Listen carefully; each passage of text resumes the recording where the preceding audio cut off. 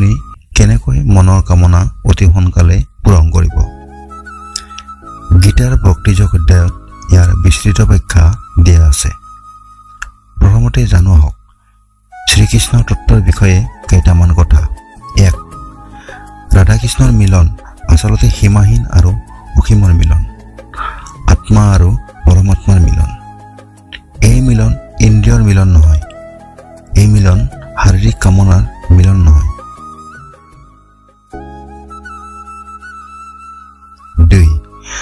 ৰাধা হ'ল ভগৱান শ্ৰীকৃষ্ণৰ শ্ৰেষ্ঠ ভক্ত। ৰাধাৰাণীয়ে আচলতে দেখুৱাইছিল যে এজন ভক্তই ঈশ্বৰ লাভৰ বাবে কিমান ত্যাগ আৰু তপস্যা কৰিব পাৰে। ৰাধাতত্বৰ মূল কথাটোৱে হ'ল ভক্তই ঈশ্বৰ লাভ কৰিবলৈ নিজকে সম্পূৰ্ণৰূপে ঈশ্বৰৰ ওচৰত সমৰ্পণ কৰিবলগীয়া হয়। 3. ভক্তৰ প্ৰেমৰ আগত ভগৱান নিজেই সৰু হৈ পৰে। গতিকে কৃষ্ণক পাবলৈ হ'লে প্ৰথমতে ৰাধাৰাণীৰ কৃপা পাব লাগিব। গতিকে কৃষ্ণ নাম জপ কৰাৰ আগতে ৰাধাৰাণী নাম জপ কৰিলে অতি সোনকালে আপোনাৰ কামনা পূৰণ হ'ব। কাৰণ ভগৱান কৃষ্ণই গীতাত কৈছে যে তেওঁ নিজকে নিৰ্মল ভক্তৰ ওচৰত বিক্ৰী কৰে। সেয়েহে বৈষ্ণৱ ভক্তৰ কৃপাতে কৃষ্ণ লাভ হয়। 4. ৰাধাৰাণী হৈছে প্ৰেমৰ মূৰ্তি। যদি ভক্তৰ হৃদয় প্ৰেমত গলি নাযায় তেন্তে কেৱল জ্ঞানৰ দ্বাৰাই কৃষ্ণ লাভ কৰা নাযায়। সেয়েহে ৰাধাৰাণীয়ে যদি কৃপা কৰি মৰম আৰু ভক্তি দিয়ে তেন্তে আপুনি কৃষ্ণ লাভ কৰিব পাৰে। ৰাধা হৈছে স্বয়ং ভগৱান শ্ৰীকৃষ্ণৰ ভক্ত, কিন্তু ভক্ত অবিহনে ভগৱান সম্পূৰ্ণ নহয়।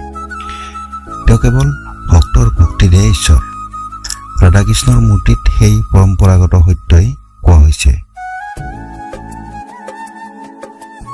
গতিকে ৰাধাৰাণী আৰু কৃষ্ণৰ বেয়া কথা কোৱাৰ আগতে শাস্ত্ৰ পঢ়ক, তেওঁক চিনি পাওক, তাৰপিছত মনত ৰাখিব যে তেওঁ অসীম শক্তিৰ উৎস আৰু আমি সীমিত শক্তি।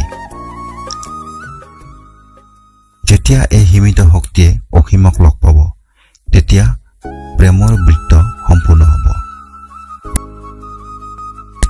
ভকত আৰু ভগৱান, আত্মা আৰু পৰমাত্মাৰ সেই প্ৰেম চিৰন্তন। সেই প্ৰেম চিৰন্তন সত্য। গতিকে সেই প্ৰেমক সন্মান কৰক আৰু অনুভৱ কৰিবলৈ চেষ্টা কৰক। আমি সেই বিপদজনক মুহূৰ্তত আশ্ৰয় লওঁ যেতিয়া আমাৰ পিঠিখন সকলো হেৰুৱাই বেৰত থিয় হৈ থাকে। কাৰণ আমিও হৃদয়ৰ পৰা জানো যে সকলো দিশ নোহোৱা হ'লেও তেওঁৰ তাতে আছে আমাৰ আশ্ৰয়, শেষ আশ্ৰয়। গতিকে এটা ভাল দিনত তেওঁক নতুন কাপোৰ পিন্ধাই নিজৰ হাতেৰে ৰান্ধি ভোগ আগবঢ়াই কওক, হৰে কৃষ্ণ, ৰাধে ৰাধে। আপুনি দেখিব যে আপোনাৰ হৃদয়ত শান্তিৰ অনুভৱ হ'বলৈ আৰম্ভ কৰিছে। আৰু যদি আন একো নহয়, আপুনি আজিয়ে গীতাৰ ভক্তিযোগ অধ্যায়টো পঢ়ক আৰু ইয়াৰ দ্বাৰা আপোনাৰ হৃদয়ত কি পাৰ্থক্য আহিব সেয়া অনুভৱ কৰিব। প্ৰেম সে বলো, ৰাধে ৰাধে। জয় শ্ৰী কৃষ্ণ। ধন্যবাদ।